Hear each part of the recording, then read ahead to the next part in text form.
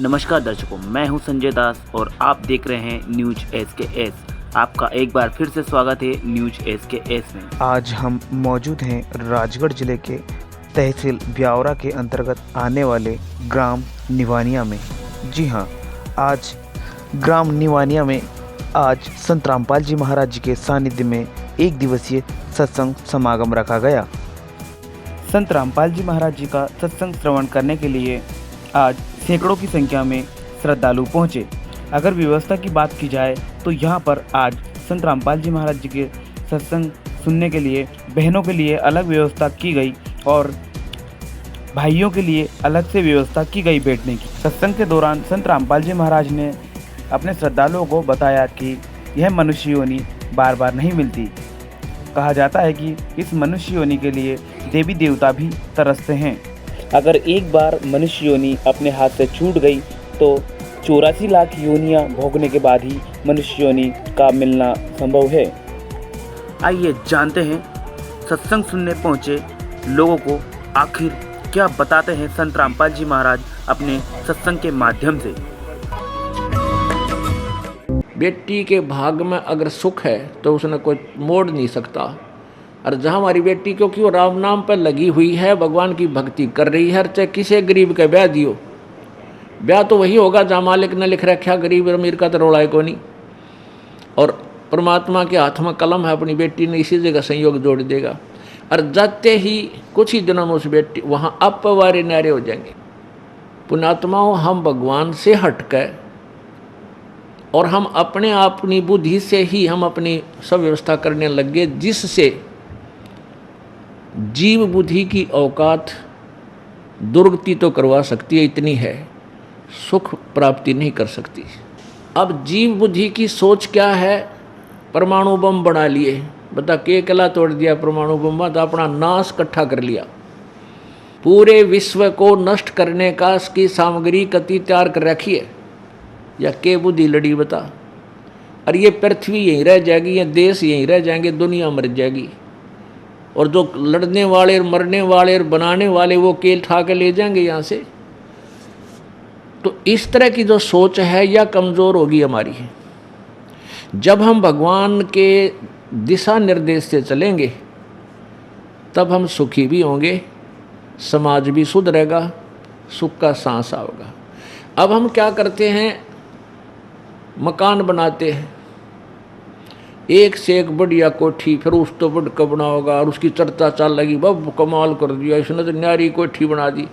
किसी के पास थोड़ा सा पैसे का जुगाड़ है, उन्हें सोचा इसने फेल करूँ, उस तो लंबी चौड़ी कोठी की नींव धरेगा, ना जाने किधर झूठ बोलेगा, किसी तो पैसे लाओगा, फिर दे को ना आगे पाछे उसका, फिर पैसे वाले फिरते रहेंगे, सिर में दर्द रहेगा।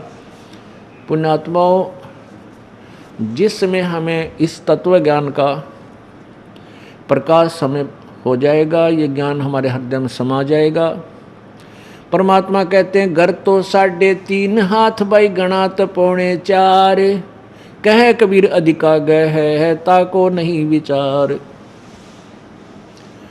घर तो 3.5 हाथ और गणा तो 4.25, क्योंकि अपना जो शरीर है इंसान का, ये 3.5 हाथ का, प्रत्येक व्यक्ति का अपने 3.5 हाथ का लंबाई होती है, नाप के देख लियो चाहे।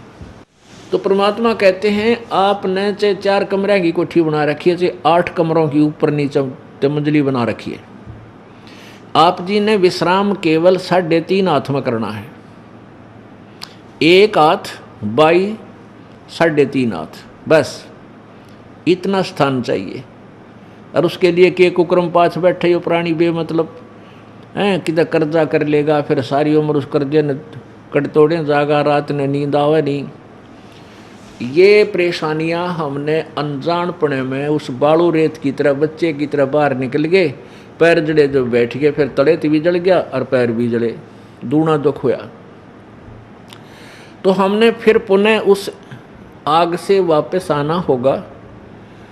मकान बनाओ, क्योंकि प्राकृतिक आपदाओं से बचने के लिए इस काले पानी में ये तो बनानी पड़ेगी, मर्यादा भी बनानी पड़ेगी समाज को कुछ जीवन ठीक जीने के लिए, और मकान भी बनाने पड़ेंगे। पहले हमारे बुजुर्ग हमने देखे कच्चे ईंटों के मकान बना करते और ज़्यादातर झोपड़ी डाल लिया करते थे और उसमें 2-2 3-3 पीढ़ी पार कर गए। और अब हम चिप्स ला कर के मार्बल ला कर बड़ी कोठी बना लेंगे, केकला तोड़ जाएंगे। जीवन है तो जीना है, यहाँ टाइम ही पास करना है। और जब भक्ति करी नहीं, ऐसा है तो झोपड़ी वाला और ऐसा ही वो कोठी वाला। और झोपड़ी वाला अगर भक्ति कर रहा है और कोठी वाला नहीं कर रहा है तो झोपड़ी वाला परमात्मा को प्यारा है। कबीरा सब जग निर्धना, धनवंता ना कोए, धनवंता सो जानियो जिस पर राम नाम धन होवे। कबीर राम रटत निर्धन भला, टूटी घर की छान, वो सुंदर महल किस काम के जहाँ भक्ति नहीं भगवान। आग लगे से महला के जो सोने के बना रखे हों जहाँ पर भक्ति नहीं परमात्मा की। और वो गरीब आदमी एक झोपड़ी डाल रखी है, झोपड़ी भी कहीं से उसकी टूटी हुई हो बेशक से। और यदि वो परमात्मा की सत भक्ति करता है तो वो भला है। राम रटत दारिद्र भलो, यानी वो अच्छा है, भगवान को प्यारा है। सत साहब जी, ये यहाँ पे क्या प्रोग्राम रहा आज? भगत जी आज सत्संग था गुरुदेव जी का, संत रामपाल जी महाराज जी। इस सत्संग में आप आए, आपका क्या अनुभव रहा, आप बताना चाहेंगे? हमें तो बहुत अच्छा लगा जी। हमने तो संत रामपाल जी महाराज जी के बहुत अमृत वचन सुने और जिससे हमारी जो कमियां थी और जो बुराइयां थी वे सभी छूटी। संत रामपाल जी महाराज अपनी वाणी में क्या क्या बताते हैं? मतलब हमारे गुरु जी अपनी वाणी में बताते हैं कि भाई जीव हमारी जाति है, मानव धर्म हमारा, हिंदू मुस्लिम सिख ईसाई धर्म नहीं कोई न्यारा। सभी धर्मों का एक परमात्मा है जिसकी भक्ति करनी चाहिए और अन्य किसी देवी देवता की उपासना नहीं करनी चाहिए जो उपासना के योग्य नहीं है। अभी तो लोग दिवाली की तैयारियों में लगे हुए हैं, पर आप यहाँ संत रामपाल जी महाराज की सत्संग में आए, इसका क्या कारण रहा? लोगों का तो देखो जी ऐसा भारत में अन्य बहुत प्रकार की साधनाएं चल रही हैं, बाकी शास्त्र अनुकूल साधना संत रामपाल जी महाराज जी के पास ही है और किसी के पास नहीं है। तो लोग अभी दीपावली की तैयारियों में जब देवी देवता की पूजा करेंगे तो आप देवी देवता को मानते हो, पूछते हो या नहीं पूछते हो? हम मानते हैं जी। हमने सुना है संत रामपाल जी महाराज देवी देवता को छुड़वाते थे। हमारे पूज्य गुरुदेव संत रामपाल जी महाराज किसी देवी देवता को छुड़वाते नहीं, उनकी यथार्थ पूजा साधना बताते हैं जो कि करनी चाहिए। सिर्फ मूर्ति पूजा का खंडन करते हैं। यहाँ जो इतने सारे लोग जुड़े दिखाई दे रहे हैं तो ये सब संत रामपाल जी महाराज से जुड़े हुए हैं? हाँ, सभी संत रामपाल जी महाराज जी के शिष्य हैं और उन्हीं के दास हैं। यहाँ पे हमें काफ़ी अलग देखने को मिला क्या कि यहाँ पे भक्तों की लाइन अलग नज़र आ रही है और बहनों की लाइन अलग नज़र आ रही है, ऐसा क्या शिष्टाचार है? एक शिष्टाचार होता है, तो चाय बिस्कुट जैसे चलता है तो माता बहनों की लाइन अलग होती है, भक्तों की लाइन अलग होती है। संत रामपाल जी महाराज के कुछ मुख्य में भंग ना हो। संत रामपाल जी महाराज के कुछ मुख्य उद्देश्य बताना चाहोगे?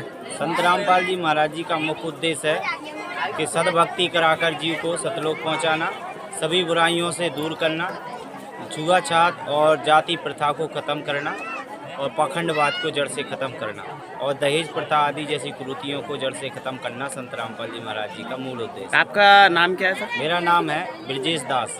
धन्यवाद सर, आपसे मिलकर बहुत अच्छा लगा और आपके यहाँ संत रामपाल जी महाराज जी के अनुयायियों से भी मिलकर हमें बहुत अच्छा लगा क्योंकि हमने सबसे अलग देखने को मिला यहाँ की जगह पे, हम यहाँ पे आए। धन्यवाद आपका।